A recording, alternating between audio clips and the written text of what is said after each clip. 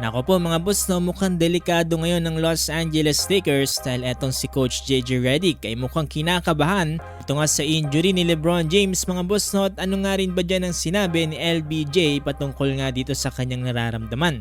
Alamin din natin mga boss, etong naging side ni Luka Doncic dito nga sa naging laban nila. Ano-ano nga ba yan mga boss, tara't pag-usapan natin yan.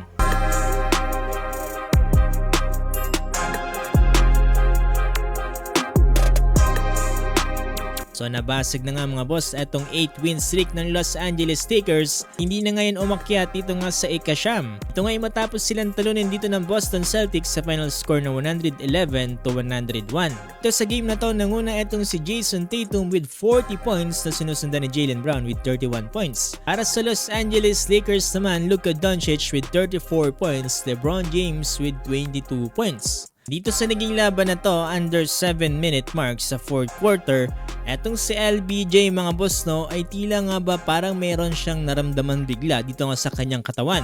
At later on mga boss no, ay lumabas nga yan papunta nga dito sa kanilang locker room. Actually, bago nga to magsimula ang laban, etong si LBJ ay listed nga na merong injury dito nga para sa Los Angeles Lakers. Ngayon mga boss no, nangyari na nga ang kinakatakot dito ni Coach JJ Redick dahil mukhang lumala pa etong injury ni LeBron James. Mukhang hindi pa to makakapaglaro para sa mga susunod na games dito nga ng Los Angeles Lakers. Sabi nga rin dito sa ilang mga posts, hindi pa nga daw accurate ang timetable for how long etong si LeBron James could miss ito nga para sa kanyang injury. However nga lang, one source said the initial thought is that it will sideline James for a matter of weeks, hindi nga to in a matter of days. Medyo mabigat-bigat to mga boss no para sa Los Angeles Lakers dahil hindi maglalaro etong si LBJ. Dahil nga sa pagkatalo nila kanina ay balik nga sa top 3 seed etong Los Angeles Lakers. Hopefully maipagpatuloy nga nila dito ang kanilang pagkapanalo kahit wala etong si LBJ. Sabi nga dito ni LBJ, titignan nga daw nila dito day by day etong kanyang nararamdaman.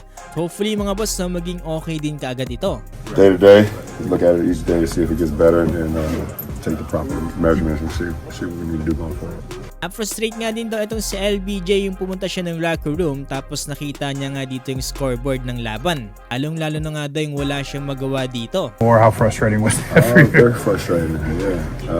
When I got back here, I looked at the score. It was 95-91. It's the moments you live for, especially in a game like this, not being out there. So, yan din mismo ngayon ang concern dito nga ni Luka Doncic dito nga para kay LeBron James. Hopefully nga daw mga boss no, it's nothing. Dagpa nga dito ni Luka Doncic, kinakailangan daw talaga mag-take ng time dito nga ni LeBron James para sa kanyang pagpapagaling. Ilang mga injuries nga daw no, it's tough to deal with. Kinakailangan daw talaga dito ng magandang mentality. Tapos tinanong din dito si Luka Doncic kung ano nga ba din ginawa nilang adjustment dito nga sa 3rd quarter at 4th quarter para mapatikit nga dito yung kalamangan ng Boston Celtics. Sabi dito ni Luka Doncic, nag-adjust nga daw sila dito sa kanilang defensive stops dito nga kontra sa Boston Celtics. Unfortunately nga lang mga boss no, talagang kinulang sila dito sa oras at hindi na nga nilang nagawang matalo itong Boston.